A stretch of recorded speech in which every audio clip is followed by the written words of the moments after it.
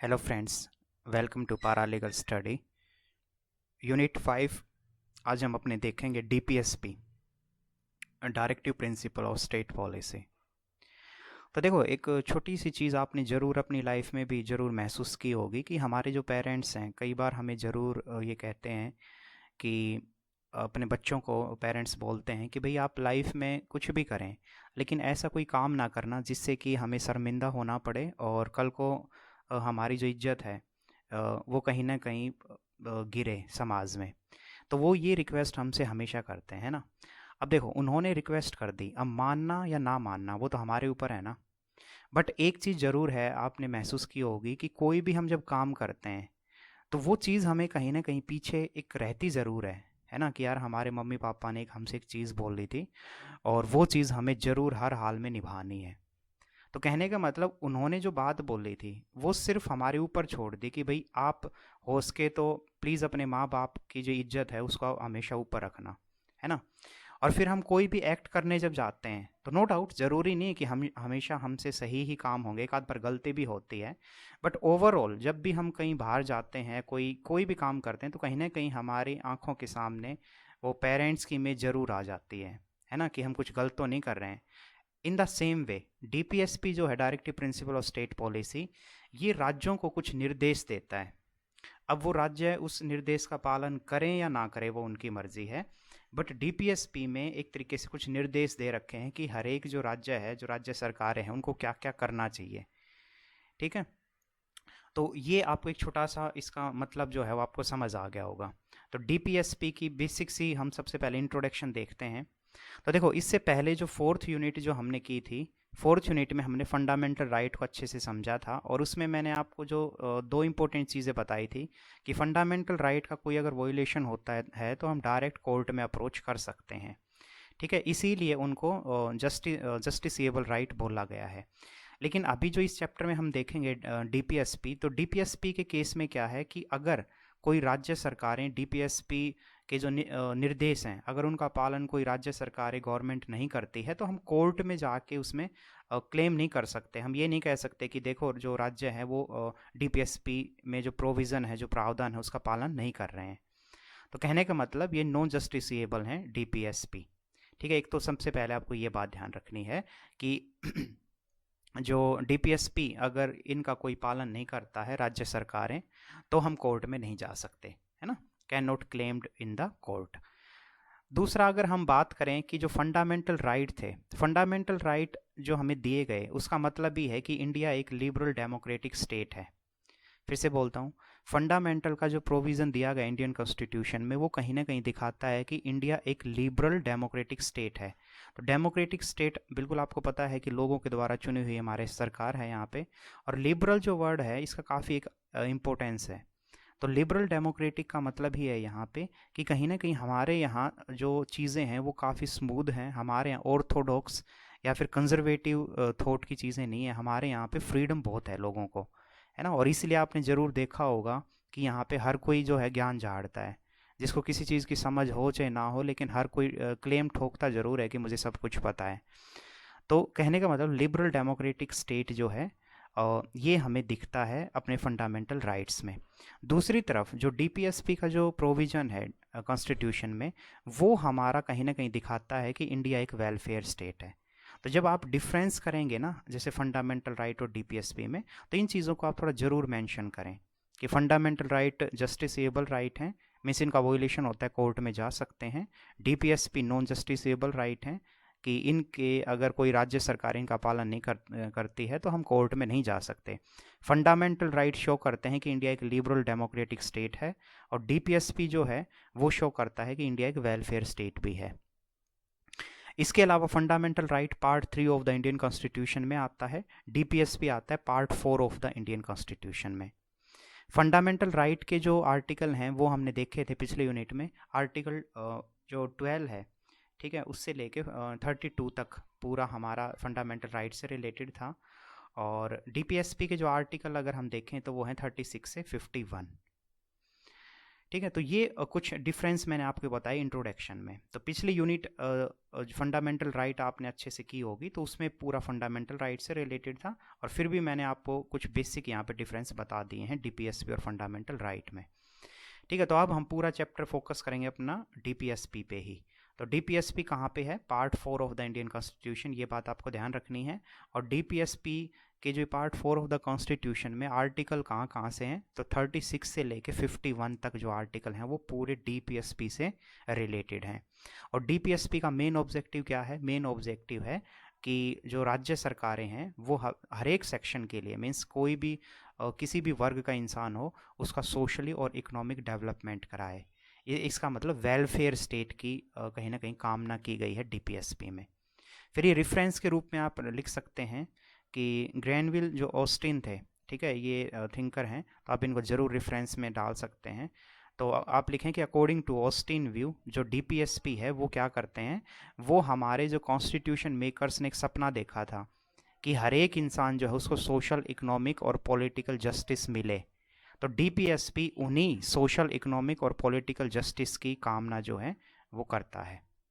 ठीक है, अच्छा एक चीज़ आप ध्यान रखें, जब रेफरेंस आप, मैं क्यों बोलता हूँ अक्सर रेफरेंस आप लिखें, क्योंकि आप अब 10th 12th के स्टूडेंट नहीं हैं, आप ग्रेजुएशन कर रहे हैं, कल को आप मास्टर्स करेंगे, पीएचडी करेंगे, आप में से काफ़ी लोग, कल को आप लेक्चरर भी बनेंगे। ठीक है, तो उन सब में क्या है, आप अगर रेफरेंस नहीं देंगे किसी थिंकर का, तो आपका जो आंसर है ना कहीं वो एक लेमैन लैंग्वेज में माना जाएगा। मीन्स आपको बस ऊपरी ऊपरी बातें पता हैं, लेकिन आपको सच में एक सीरियस कैंडिडेट की तरह अगर लिखना है तो आपको रेफरेंस जरूर डालना होगा, इस बात का आप ध्यान रखें। ठीक है, और जब आप नोट्स अपने बनाए, मैं अक्सर ये बात बोलता हूँ हर एक वीडियो में कि इनके जो मैंने अंडरलाइन किए हैं, तो इनकी क्रीम आप अपनी लैंग्वेज में जो आपको पसंद है, आपको व्हाट्सएप लैंग्वेज में उतारना है, आपको हिंदी में, आपको ऐसे ही लैंग्वेज में लिखना है, छोटा करके लिखना है, तो ज़रूर आप अपने नोट्स भी बनाएं साइड में। और फिर उन नोट्स को जब आप देखेंगे ना, तो आपको एग्ज़ाम टाइम में बहुत हेल्प मिलेगी। ठीक है, तो ये ऑस्टिन का व्यू मैंने बताया कि जो डीपीएसपी हमारे यहाँ पे जो इंडियन कॉन्स्टिट्यूशन में दे रखे हैं, उसका जो मेन ऑब्जेक्टिव है वो क्या है? सोशल, इकोनॉमिक, पॉलिटिकल जस्टिस दिलाना सभी लोगों को। तो ये पूरा इंट्रो हमने पार्ट देखा।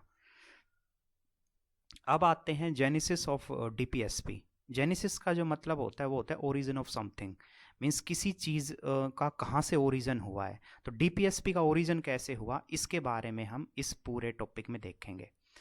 तो देखो, जो फंडामेंटल राइट वाली हमने यूनिट की, यूनिट 4 में, उसमें मैंने एक आपको चीज़ बताई थी कि जब हमारा कॉन्स्टिट्यूशन बना ना, तो कॉन्स्टिट्यूशन के अंदर ही बहुत सारी कमेटी और सब कमेटी थी जिनको अलग अलग काम दिए गए थे। ठीक है, तो जो फंडामेंटल राइट से रिलेटेड जो काम मिला था, ठीक है, जिस कमेटी को, ठीक है ना, उसी कमेटी को काम दिया गया था डीपीएसपी का भी। तो ये बात आपको एक तो ध्यान रखनी है कि फंडामेंटल राइट जो हमारे कॉन्स्टिट्यूशन में बने, वो जो कॉन्स्टिट्यूट असेंबली में सब कमेटी थी।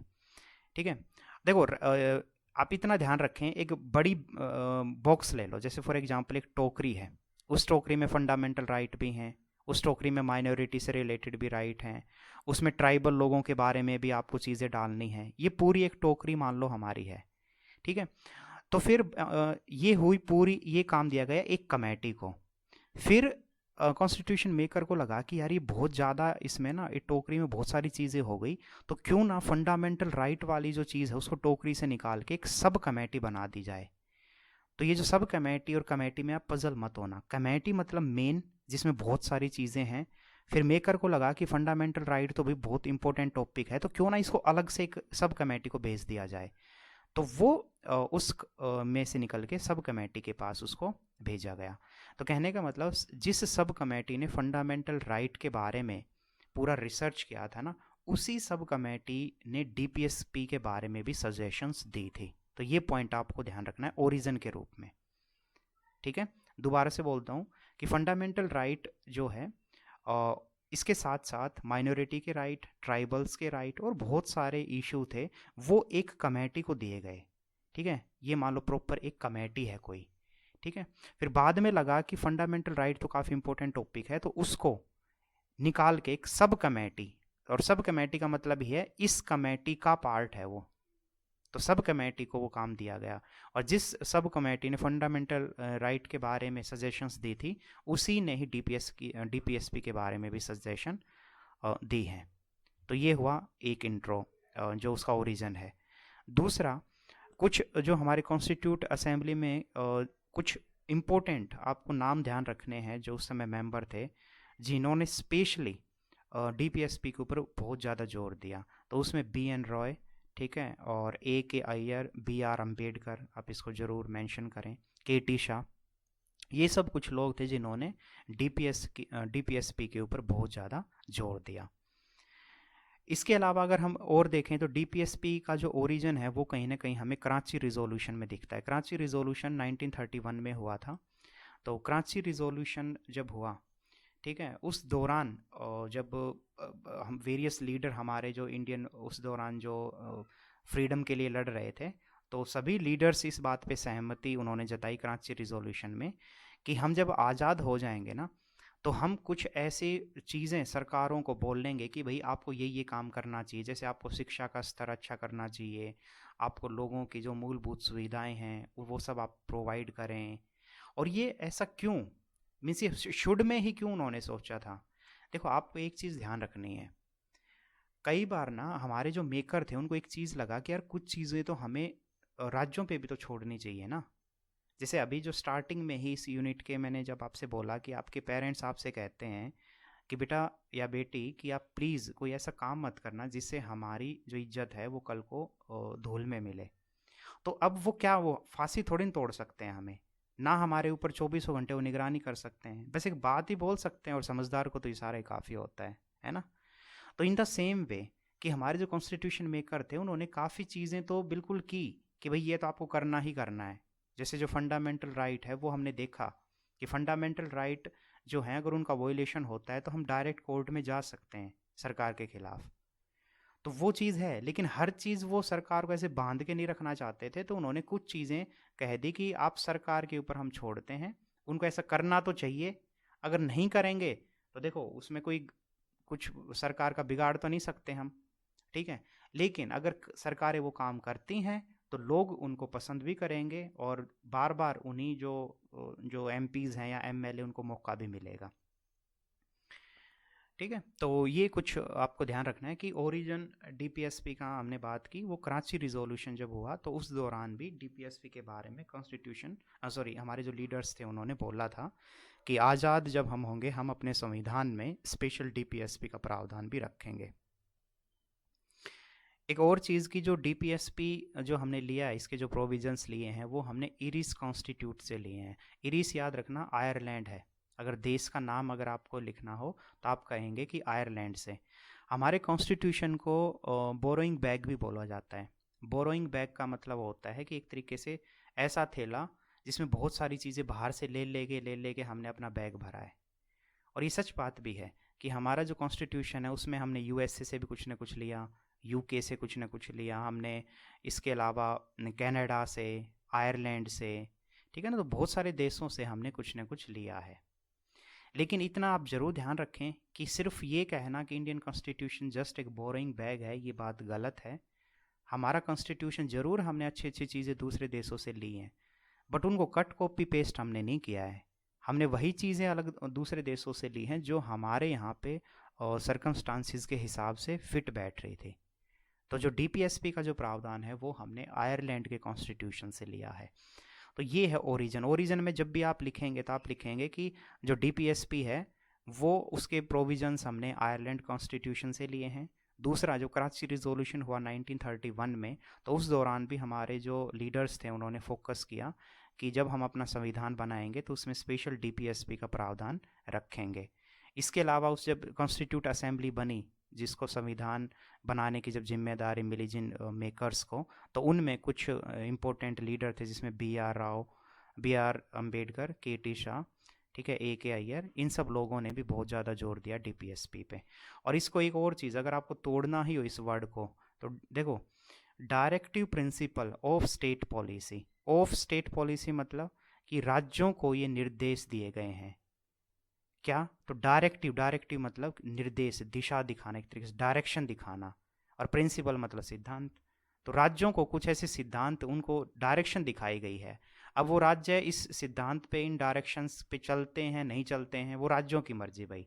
और हम उसमें फिर कोर्ट में भी नहीं जा सकते अगर राज्य इन चीज़ों का पालन नहीं करते हैं तो। बट हाँ, इतना ज़रूर है कि डीपीएसपी का जो पालन है वो किया भी है सरकारों ने, और वो हम आगे अपना देखेंगे इसी यूनिट में कि कहाँ पे डीपीएसपी की चीज़ों का सीरियसली सरकारों ने लिया भी है। तो डीपीएसपी का पूरा ओरिजिन हमने इस टॉपिक में देखा। फिर जो स्टार्टिंग में ही मैंने बात की थी, डीपीएसपी जो है part 4 of the Indian constitution में पूरा इसका प्रोविज़न है, और उसमें आर्टिकल 36 से लेके और यहाँ आपके 51 तक आर्टिकल पूरे दिए गए हैं। अब आपके कुछ स्टूडेंट्स के मन में आ सकता है कि क्या ये सारे आर्टिकल हमें रटने हैं? तो देखो, वो तो पॉसिबल भी नहीं है, और ना ही आप लॉ के स्टूडेंट हो, ठीक है। तो आपको क्या करना है, आपको बस इतना ध्यान रखना है, एक तो कि part 4 of the Indian constitution में डीपीएसपी है, और 36 से लेके 51 तक आर्टिकल है। ये 2 पॉइंट आप ध्यान रखेंगे। और फिर कुछ चीज़ें बस आप थोड़ा ध्यान रख लें, जैसे कुछ इंपॉर्टेंट आर्टिकल ले लो। जैसे आप मान लो ये ले लो, ऑर्गेनाइजेशन ऑफ विलेज पंचायत। जो विलेज पंचायत से रिलेटेड जो कॉन्सेप्ट है वो आर्टिकल 40 में है। इसके अलावा अगर हम बात करें, आगे थोड़ा देखें तो promotion for international peace and security, ये जैसे 51 में है। और इसके अलावा आप कह सकते हो इन्वायरमेंट से रिलेटेड जो प्रोटेक्शन की जो बात की गई है, कि मतलब जो राज्य सरकारें हैं उनका ये कर्तव्य बनता है, उनकी जिम्मेदारी बनती है कि एनिमल और जो इन्वायरमेंट और इन सब चीज़ों को वो प्रोटेक्ट करें। वाइल्ड लाइफ जो एनिमल्स हैं, जीव जंतु, उन सब को, इन्वायरमेंट को, उनकी प्रोटेक्शन की जिम्मेदारी मीन्स ऐसा करना चाहिए, उनकी प्रोटेक्शन करना चाहिए राज्य सरकारों को। ये किस में है? आर्टिकल 48A में। इसके अलावा जो मोन्यूमेंट्स हैं हमारे, जैसे जो हिस्टोरिक जो मोन्यूमेंट्स हैं, पुराने जो स्थल हैं हमारे, ठीक है, उन सब को भी प्रिजर्व, उन सब की भी रक्षा करनी चाहिए सरकारों को, ये 49 में दिया गया है। तो ये कुछ चीज़ें हैं जो आप देख सकते हो, तो सारी इसमें नहीं रटनी है आपको, ठीक है। बस इसमें ये बताया गया है कि कैसे कैसे सरकारों को क्या क्या काम करना चाहिए, राज्य सरकारों को। अब जैसे एक छोटा सा एग्जांपल ले लो, ये आर्टिकल जो 44 है, यूनिफॉर्म सिविल कोड। अब देखो, इंडिया में यूनिफॉर्म सिविल कोड अभी तक लागू नहीं हुआ है। हमारे यहाँ पे क्या है ना, मुस्लिम जो मैरिज एक्ट है वो अलग से है, हिंदू जो मैरिज एक्ट है वो अलग से, क्रिश्चियन मैरिज एक्ट अलग से, पारसी का अलग से। तो हमारे यहाँ पे यूनिफॉर्म सिविल कोड नहीं है। लेकिन सरकारें हमेशा से, अम्बेडकर तो इसके बहुत बड़े पक्षधर थे, उन्होंने तो बोला भी था कि यूनिफॉर्म सिविल कोड जो है वो आना चाहिए। लेकिन बाद में जो सरकारें थी वो राजनीति इस तरीके से वो करने लगी कि उनको लगा कि छोड़ो ना, कौन झंझट में पैर दे। क्योंकि जब भी यूनिफॉर्म सिविल कोड लाने की बात होती है तो कुछ जो वर्ग हैं वो विरोध करना स्टार्ट कर देते हैं, ठीक है। तो अभी पूरे पूरे चांस हैं कि आप आने वाले कुछ टाइम पीरियड में इंडिया में ज़रूर पार्लियामेंट में मुद्दा उठेगा यूनिफॉर्म सिविल कोड का, ठीक है। तो इसके ऊपर थोड़ी निगरानी आप ज़रूर रखें, और इसमें ध्यान रखें कि यूनिफॉर्म सिविल कोड का जो प्रावधान है वो आर्टिकल 44 में दिया गया है। तो कुछ कुछ चीज़ें जो आर्टिकल मैंने आपको बताई कि आप प्लीज़ इसमें ध्यान रखें, अपने आंसर में लिखें भी। आगे हम चलते हैं इसमें। दुर्गा दास बसु जो हैं, उन्होंने डीपीएसपी के बारे में 3 चीज़ें बताई, ठीक है। तो ये रेफरेंस के रूप में आपको ध्यान रखना है कि डीपीएसपी जो है सबसे पहले क्या है। तो डीपीएसपी उनके अकॉर्डिंग एक आइडियल्स हैं, सर्टेन आइडियल्स। आइडियल्स का मतलब क्या होता है? आइडियल्स मतलब एक वो अच्छी अच्छी चीज़ें, ठीक है, जो हमें अचीव करनी है। तो दुर्गा दास बसु ने क्या बोला कि जो डीपीएसपी है उसमें 3 आप उसको ग्रुप में बांट सकते हो। तो डीपीएसपी में पहली कुछ ऐसी चीज़ें हैं जो आइडियल्स बेस्ड हैं। इसका मतलब भी ये है कि इकोनॉमिक रूप से अगर हम बात करें तो राज्यों सरकारों की ये जिम्मेदारी बनती है कि इकोनॉमिक डेवलपमेंट कराए और सभी लोगों को एक स्तर पे, एक लेवल पे लाने की कोशिश करे। दूसरा उन्होंने बोला कि जो डीपीएसपी है उसमें सर्टेन डायरेक्शंस दे रखे हैं कि जो पार्लियामेंट्स है या फिर जो स्टेट असेंबली होती हैं, राज्य की विधानसभाएं, तो इन दोनों को, मीन्स पार्लियामेंट है या लेजिस्लेचर्स है, इनको कुछ डायरेक्शन देने की बात की गई है कि कैसे उनको काम करना चाहिए। और फिर जो एग्जीक्यूटिव है, एग्जीक्यूटिव वो लोग होते हैं जो कानून जब बन जाता है तो उसको ग्राउंड लेवल पे इम्प्लीमेंट करते हैं। जैसे जो ऑफिसर होते हैं, गवर्नमेंट जो एम्प्लॉय होते हैं, वो सारे एग्जीक्यूटिव कहलाते हैं। तो फिर से बोल रहा हूँ, डीपीएसपी 3 तरीके से दुर्गा दास बसु ने उसको क्लासीफाई किया है। उन्होंने कहा कि पहला तो डीपीएसपी है, उसमें कुछ आइडियल्स हैं और उनमें सबसे मेन आइडियल है कि इकोनॉमिक डेवलपमेंट कराना और सभी लोगों को बेसिक जो रोज़गार है या फिर उनको जो एक ज़रूरी असेंशियल जो चीज़ें हैं वो प्रोवाइड कराना। दूसरा, कुछ डायरेक्शन दी गई हैं डीपीएसपी में जिसके तहत जो लेजिस्लेचर्स हैं, जो स्टेट असेंबलीज़ हैं, वो कैसे कैसे काम करें और एग्जीक्यूटिव्स को भी डायरेक्शन दी गई हैं।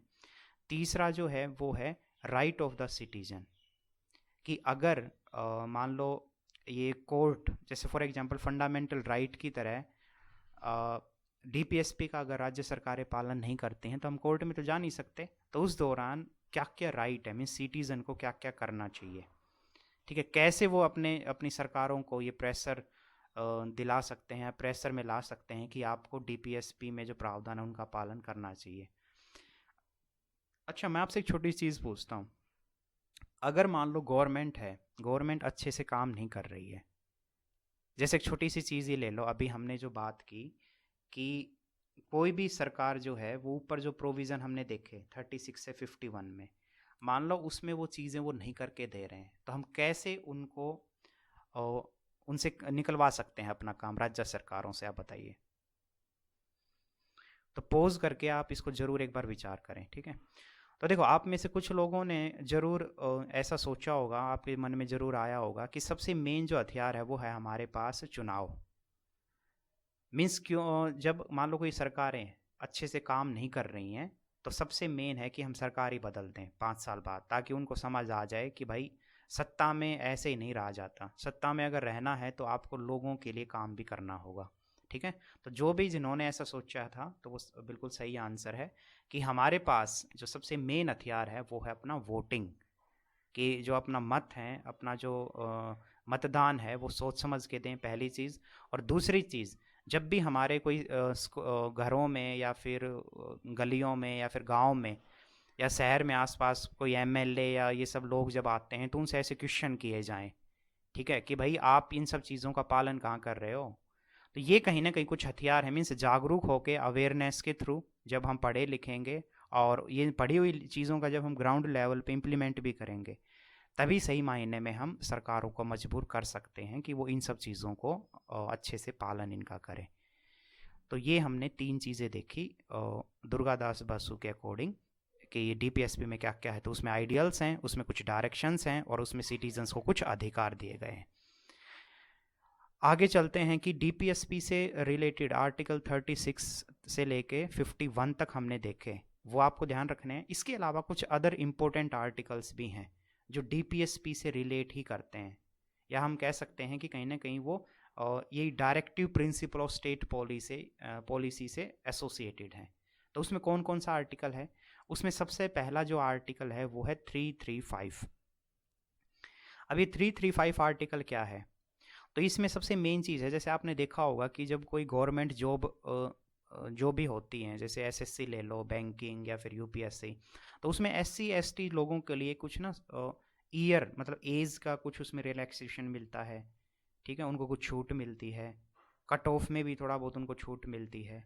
तो ये जो प्रावधान है, मीन्स पब्लिक सर्विसेज की जो अपॉइंटमेंट है उनमें एससी एसटी जो कम्युनिटीज़ है उनको कुछ छूट देना, ये है आर्टिकल 335 में, ठीक है ना। तो राज्य जो हैं, जैसे फॉर एग्जांपल अब हरियाणा में कोई वैकेंसी निकली, राजस्थान में निकली, गुजरात में निकली, तो कहीं ना कहीं वो इसी से एसोसिएट करता है कि जो सरकारें हैं उसकी जिम्मेदारी बनती है कि एससी एसटी नीचे तबके के जो लोग हैं उनको कहीं ना कहीं कुछ छूट जो है वो मिले, आर्टिकल 335। आगे एक आर्टिकल है 350A। अब इसमें क्या है? इसमें है कि जो मदर टंग है, जैसे फॉर एग्जांपल कोई तमिल स्टूडेंट है, कोई कन्नड़ है, मलयालम में पढ़ रहा है, ओडिया लैंग्वेज में, ठीक है, तो बंगाली है, हिंदी है, तो मदर टंग जो है उसमें एजुकेशन, प्राइमरी स्टेज की जो एजुकेशन है, जैसे 5th क्लास तक की जो एजुकेशन, उसमें मदर टंग जरूर पढ़ाई जाए स्टूडेंट को, ठीक है ना।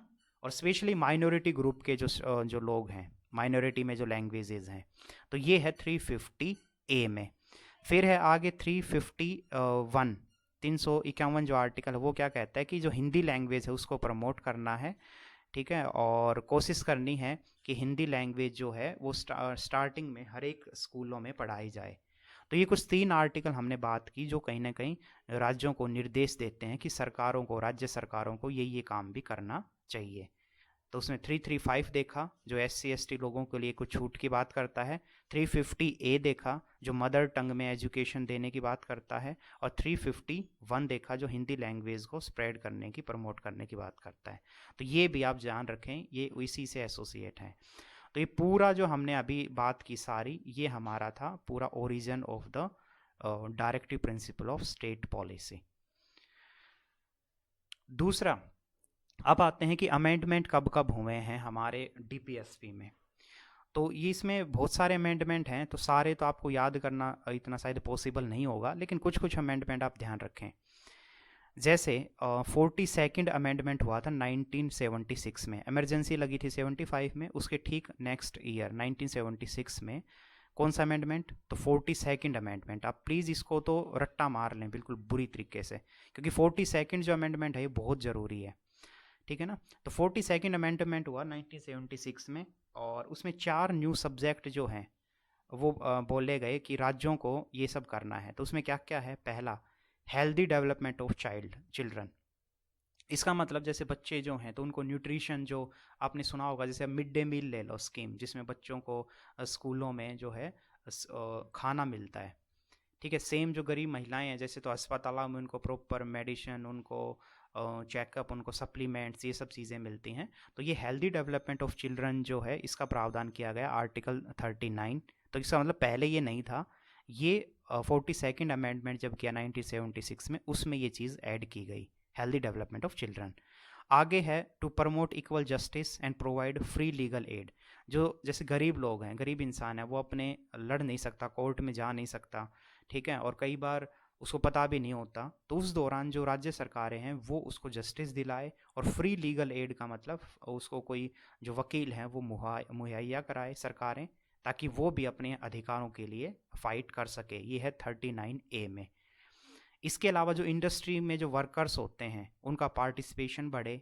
पहले क्या होता था, वर्कर्स को सिर्फ वर्कर की तरह ट्रीट किया जाता था, और ऊपर जो बॉस होते थे वो अपनी दादागिरी चलाते थे। तो 43A के तहत ये बोला गया कि भाई नहीं, अब जो वर्कर्स हैं उनकी भी चलेगी, मीन्स वो भी अपनी मांगे रख सकते हैं, ठीक है, वो भी मीटिंग में हिस्सा ले सकते हैं, वो भी उनकी जो डिमांडें हैं वो बॉस के आगे रख सकते हैं और उनकी सुनी भी जाएगी। इस तरीके का प्रावधान किया गया आर्टिकल 43A में। 48A बहुत इंपॉर्टेंट है कि जो इन्वायरमेंट है, फॉरेस्ट है, वाइल्ड लाइफ जो हमारी सेंचुरीज हैं, उन सब को प्रोटेक्ट करने की बात की गई 48A में। तो ये 4 चीज़ें हुई हैं कब, 42nd अमेंडमेंट में, ठीक है। तो हेल्दी डेवलपमेंट ऑफ चिल्ड्रन, इसके अलावा promote equal justice and provide free legal to the poor, to secure participation of the worker in the industry, to promote environment, forest and wildlife. तो ये 4 article आप ध्यान रखें, 39, 39A, 43A, 48A। ये हुआ 42nd amendment में। अब चलते हैं, एक अमेंडमेंट हुआ ठीक 2 साल बाद, 76 में पहला हुआ, फिर 78 में भी अमेंडमेंट हुआ, और ये जो अमेंडमेंट है ये 44th अमेंडमेंट है। अच्छा, कुछ लोगों को जो बिल्कुल ही जानकारी नहीं है, बिल्कुल मतलब उनको आबासा भी नहीं पता अमेंडमेंट और इनसे रिलेटेड, तो मान लो वो क्वेश्चन ये ऐसे पूछ सकते हैं कि ये तो 42nd अमेंडमेंट था, तो फिर ये 44 यहाँ पे क्यों है। तो ध्यान रखना दोस्तों, अमेंडमेंट जो है वो अलग अलग विषयों पे भी, तो मतलब ज़रूरी नहीं है ना कि DPSP से रिलेटेड ही अमेंडमेंट लगातार होते हों, ऐसा तो ज़रूरी नहीं है। तो ध्यान रखना जो 43 जो अमेंडमेंट हुआ ना, तो वो कहीं ना कहीं हमारे DPSP से रिलेट नहीं करता था, तो इसीलिए वो यहाँ पे है भी नहीं। तो हमें ध्यान रखना है 42nd अमेंडमेंट जो 1976 में हुआ, और फिर 44th अमेंडमेंट जो 1978 में। उसमें भी कुछ जैसे आर्टिकल जो 38 है उसमें स्पेशली बात की गई कि जो स्टेट है, राज्य है, वो क्या करे।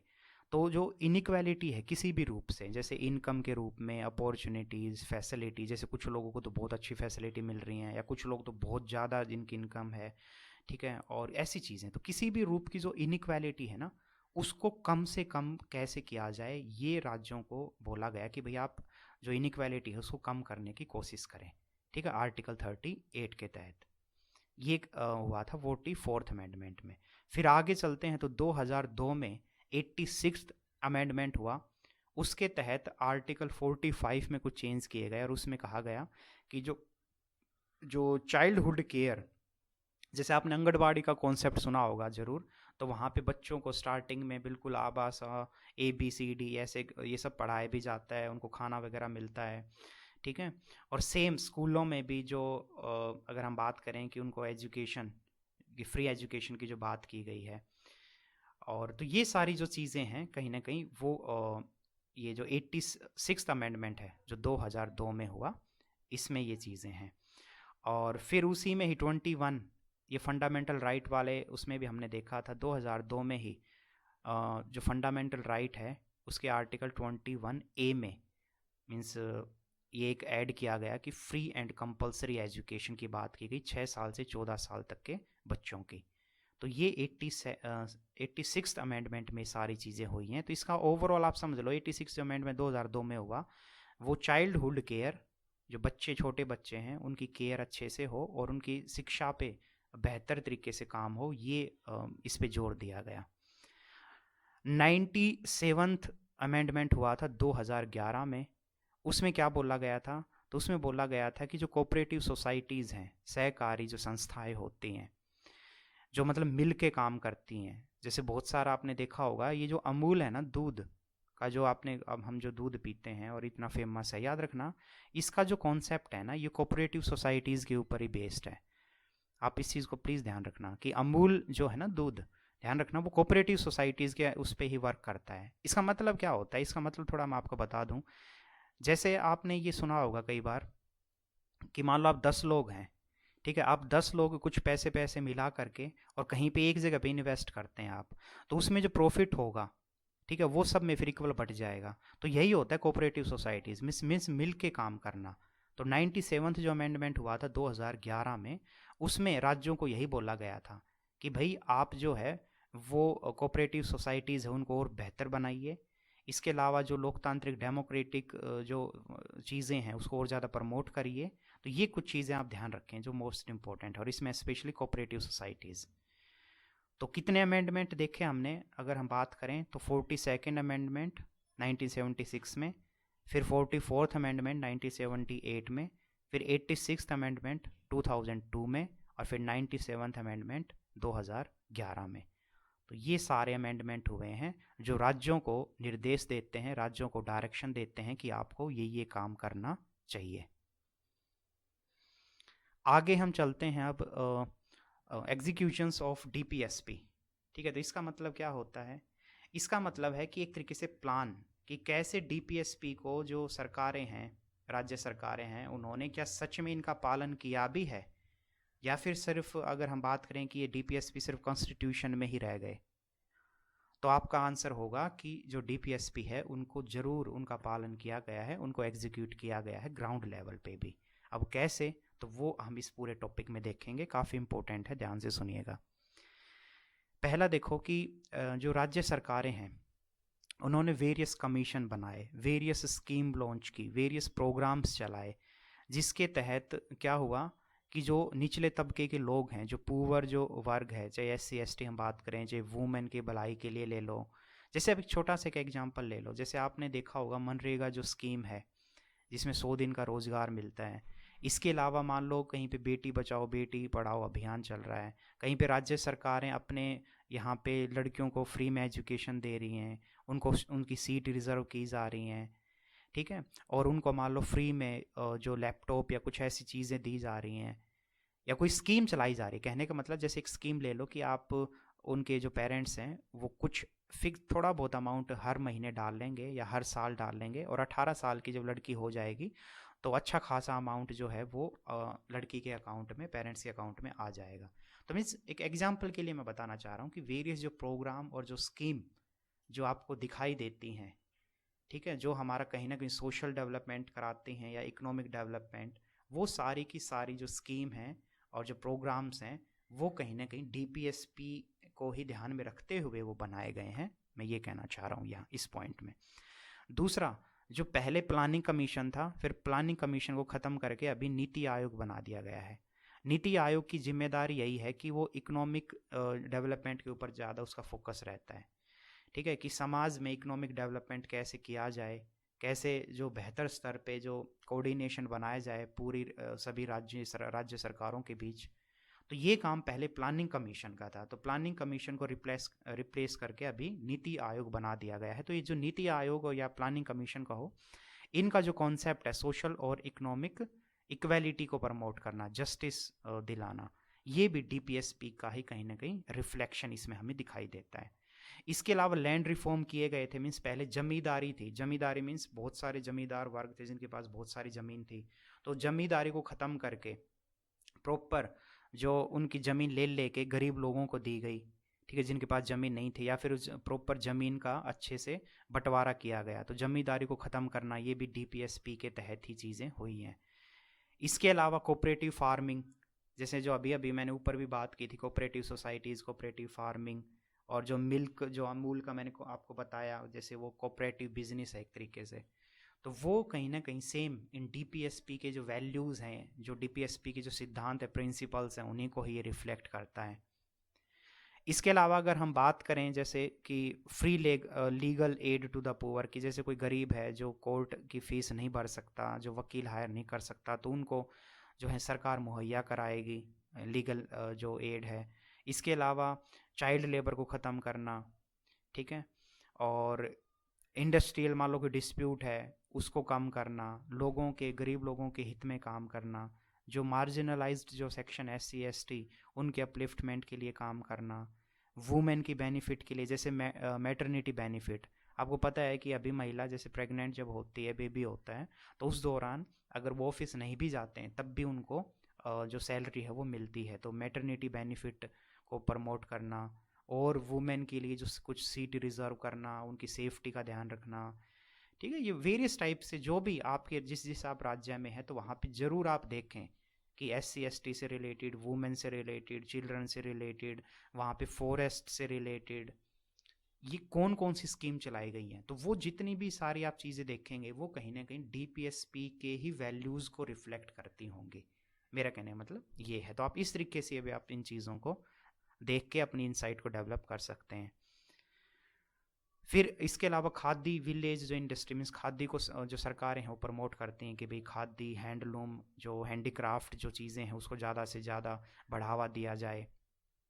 जो गवर्नमेंट जॉब में SC ST OBC रिजर्वेशन, अभी तो जो इकोनॉमिकल जो वीकर सेक्शन है, ठीक है, उसके लिए भी कुछ प्रावधान किया गया है। तो ये सारी जो चीज़ें हैं ये भी हमारे DPSP के सिद्धांत को ही रिफ्लेक्ट करती हैं।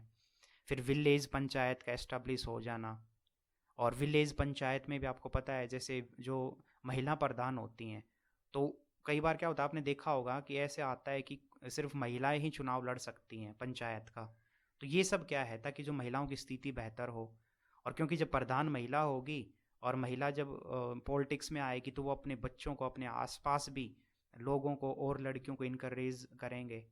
तो ये बहुत सारी चीज़ें ऐसी जो मैंने आपको बताई, मनरेगा स्कीम है, Mahatma Gandhi national rural employment guarantee act, ये बहुत सारी जितनी भी चीज़ें हमने बात की, ये सारी कहीं ना कहीं हमारा इन्हीं DPSP के जो सिद्धांत हैं उन्हीं को रिफ्लेक्ट ये चीज़ें करती हैं। तो इसका मतलब जो हमने बात की थी स्टार्टिंग में कि क्या DPSP का पालन किया गया है, तो हाँ, DPSP का बिल्कुल पालन किया गया है, और बेहतर तरीके से हर एक स्तर पे राज्य सरकारें जो हैं इसके लिए काम करती भी हैं। हाँ, कुछ सरकारें अगर नहीं कर रही हैं या फिर बिल्कुल निकम्मी हैं, तो उनका हमने तरीका देखा था। उनका एक ही तरीका है कि हम अपनी आवाज़ उठाएं और उनको इलेक्शन में उनको हरा करके और उनको दिखा दें कि भाई अगर काम नहीं करोगे तो आपकी फिर कोई जगह नहीं है। तो ये है पूरा टॉपिक। आगे कुछ लिमिटेशंस भी हैं। मीन्स DPSP के बारे में बोला जाता है कि DPSP जो है वो कहीं ना कहीं उसका जो पूर्ण जो 100% जो एक ऑब्जेक्टिव था वो आज भी फुलफिल नहीं हो पाया। मीन्स उसमें कुछ कमियां हैं। तो लिमिटेशन का मतलब ही है कि DPSP में क्या कमियां हैं। तो देखो, सबसे पहली जो कमी है वो तो यही है कि अगर राज्य इसका पालन नहीं करते हैं DPSP के सिद्धांत का, तो हम कोर्ट में तो नहीं जा सकते। इसका मतलब हमारे पास कोई लीगली हमारे पास कोई हेल्प का प्रावधान नहीं है। तो वो राज्यों के ऊपर है, वो करें ना करें, भाई उनकी मर्जी। फिर कुछ आप रेफरेंस के रूप में कुछ जो हमारे पॉलिटिकल जो थिंकर थे उनके आप नाम डाल दें। जैसे KT जो शाह थे, उन्होंने बोला कि जो सबसे बड़ी कमी है DPSP में वो क्या है, तो उन्होंने बोला पायस विशेज़। ठीक है, तो पायस विशेज़ का क्या मतलब है? इसका मतलब है कि एक तरीके से कुछ इच्छाएं ऐसी होती ना जो धरी की धरी रह जाती हैं। मीन्स कुछ सपने ऐसे होते हैं जो पूरे होते ही नहीं। ठीक है भाई, सोचा तो बहुत कुछ था, सोचा तो बहुत अच्छा था, लेकिन वो पूरा कभी हुआ ही नहीं। एक तरीके से इमेजिनरी विशेज़ कि जो एक एक एक सिर्फ सपना ही रह गया। तो वही बोला है, KT शाह ने कहा है कि DPSP जो है वो एक तरीके से इमेजिनरी विशेज़ जैसा है। ठीक है, जो पूरा एक तरीके से हो भी नहीं सकता है, या मतलब हुआ भी नहीं, आप इस सेंस में इसको ले सकते हैं। दूसरा जो है ये TT कृष्णमचारी कृष्णामचारी जो है, इन्होंने बोला कि ये जो DPSP है ये वर्टेबल डस्टबिन ऑफ सेंटीमेंट है। तो वर्टेबल का मतलब होता है ट्रू। तो जैसे एक छोटी चीज़ ले लो कि जैसे कुछ अच्छी अच्छी बातें होती हैं ना, कि राज्यों को ये करना चाहिए, राज्यों को ऐसे काम करना चाहिए, लोगों को राज्य सरकारों को इनइक्वालिटी ख़त्म करनी चाहिए, सभी लोगों की भलाई के लिए काम करना चाहिए। तो ये सब क्या है, अच्छी अच्छी बातें हैं।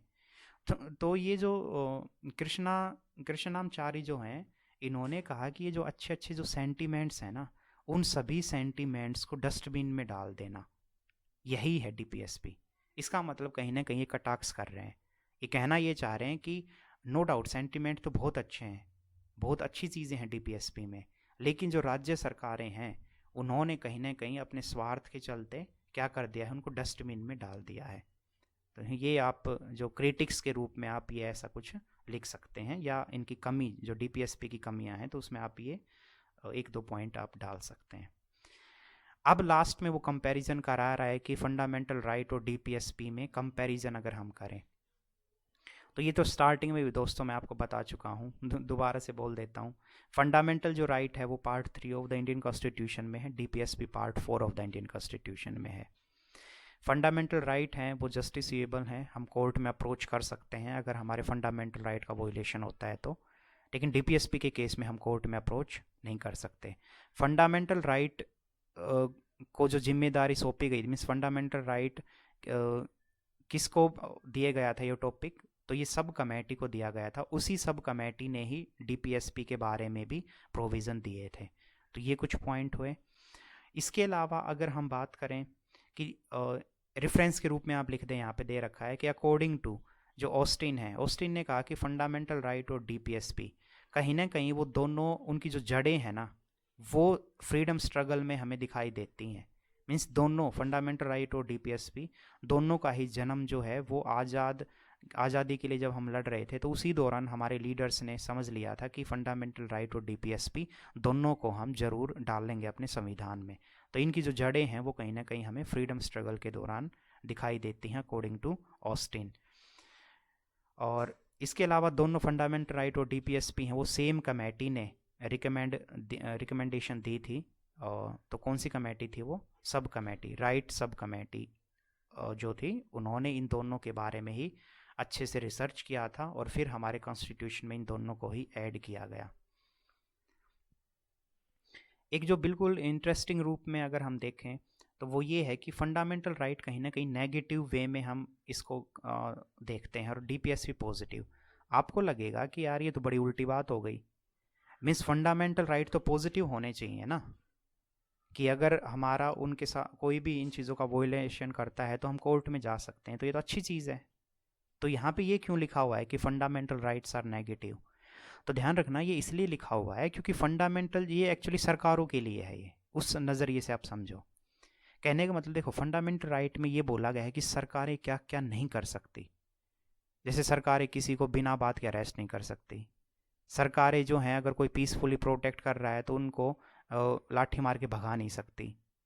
कोई अपना धर्म चुन रहा है अपनी इच्छा शक्ति से, तो सरकार उसको पलट नहीं सकती। तो फंडामेंटल राइट में ये बोला गया है कि सरकारें क्या क्या नहीं कर सकती, तो वो नहीं करना ही तो किस सेंस में है? वो नेगेटिव सेंस में है कि जो फंडामेंटल राइट है वो थोड़े नेगेटिव इन नेचर हैं।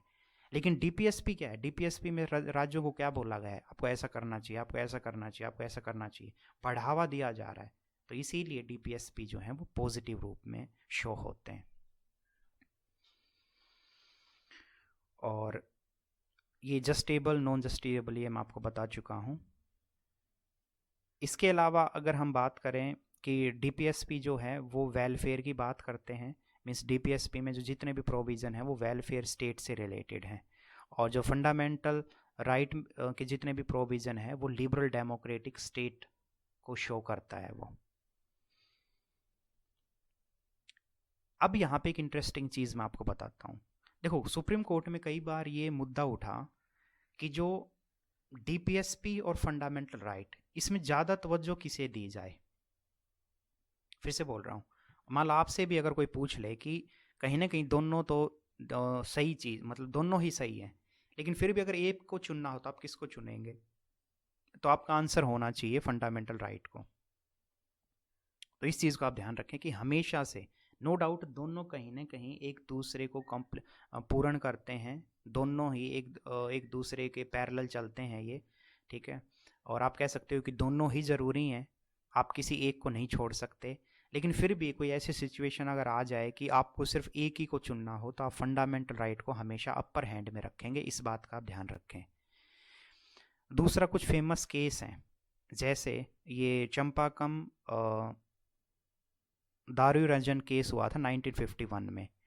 उसमें क्या था, उसमें सुप्रीम कोर्ट ने साफ ये कहा था कि जब भी अगर कोई ऐसा मामला फंसता है जिसमें फंडामेंटल राइट और डीपीएसपी एक दूसरे के सामने अगर खड़े हों एंटी में, तो उस दौरान हम सबसे ज़्यादा जो जिस चीज़ पे जोर देंगे या देखेंगे वो हम फंडामेंटल राइट को ही बचाने की कोशिश करेंगे, ठीक है। तो ये रेफरेंस के रूप में आप इस केस को ध्यान रखें।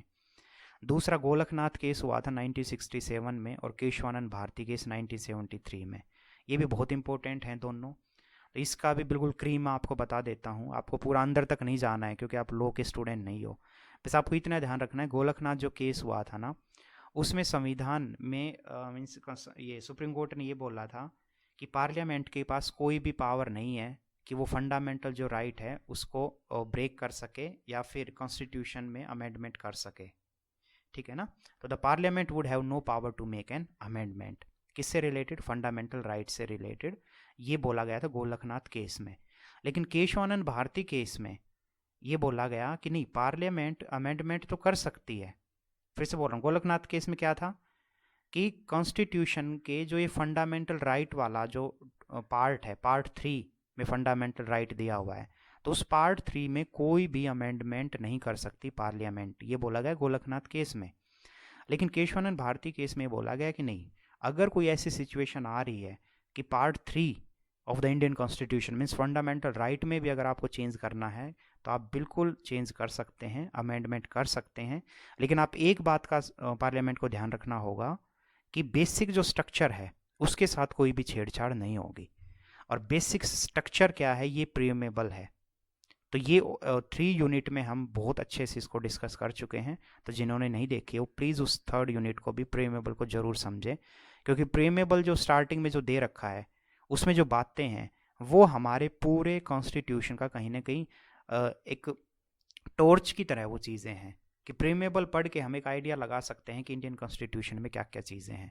तो केशवानंद भारती केस में वही कहा कि नो डाउट पार्लियामेंट के पास पावर है और कोई भी अमेंडमेंट करने का, लेकिन जब भी वो अमेंडमेंट पार्लियामेंट कोई करेगी तो basic structure of the Indian constitution के साथ कोई भी छेड़छाड़ नहीं होगी, ठीक है। तो ये 3 केस अभी तक बताए मैंने आपको।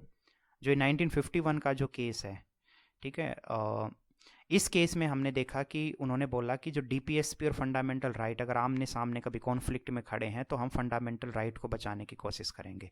गोलकनाथ में बोला गया कि फंडामेंटल राइट के साथ कोई भी छेड़छाड़ उसमें चेंज नहीं कर सकती पार्लियामेंट। केशवानंद भारती केस में बोला गया कि फंडामेंटल राइट के जो पार्ट है उसमें भी चेंज सरकारें या पार्लियामेंट कर सकती है, लेकिन बेसिक स्ट्रक्चर के साथ छेड़छाड़ कभी भी नहीं होगी। और एक केस है ये मिनर्वा मिल केस 1980, ये भी काफ़ी इंपॉर्टेंट केस है। इस केस में क्या हुआ, बिल्कुल एक तरीके से आप कह सकते हो कि बेस्ट बात बोली सुप्रीम कोर्ट ने। सुप्रीम कोर्ट ने ये कहा कि देखो, क्योंकि ये पिछले जो जितने भी केस थे 73 वाला, 67, इन सब में कहीं ना कहीं उल्टी पुल्टी बातें हो रही हैं कि कभी सुप्रीम कोर्ट कह रहा है आप अमेंडमेंट नहीं कर सकते, कभी सुप्रीम कोर्ट कह रहा है आप अमेंडमेंट कर सकते हैं, इस तरीके से। और एक जो 51 वाले केस में हमने देखा कि अगर दोनों के बीच कॉन्फ्लिक्ट है तो फंडामेंटल राइट को आप बचाएंगे। तो यहाँ पे ना पिक्चर क्लियर नहीं है। तो उस पिक्चर को क्लियर कर दिया मिनर्वा मिल केस 1980 में। इसमें साफ साफ सुप्रीम कोर्ट ने बोल दिया कि भाई ऐसा है, फंडामेंटल राइट और डीपीएसपी आप इनको अलग रख ही नहीं सकते, दोनों के बीच आपको बैलेंस बना के ही चलना होगा। जैसे गाड़ी होती है ना, गाड़ी का जो व्हील होता है, तो व्हील जो है वो क्या करता है, मीन्स एक जो बीच में चक्का जो होता है वो दो टायरों को एक बैलेंस में लेके चलता है ना। अगर एक टायर भी डगमगाया, एक में भी हवा नहीं हुई या टायर फट गया, कोई भी इशू, तो दूसरा भी उसमें प्रॉब्लम में आएगा ही आएगा। In the same way fundamental right और डीपीएसपी दोनों ही के बीच बैलेंस बनाना बहुत ज़रूरी है, और ये इंडियन कॉन्स्टिट्यूशन की जिम्मेदारी है कि वो बिल्कुल बैलेंस बना के चले और साथ साथ चले, ताकि सोशल जो रिवॉल्यूशन है समाज में हम बेहतरी के लिए काम कर सकें। ठीक है, और दोनों के बीच एक हार्मनी, एक बैलेंस बनाना बहुत ज़रूरी है, और दोनों एक दूसरे के बिना अधूरे हैं। तो इस तरीके से बेस्ट तरीके से अपनी जजमेंट सुप्रीम कोर्ट ने दे दी और ये दिखा दिया कि दोनों ही कम नहीं है।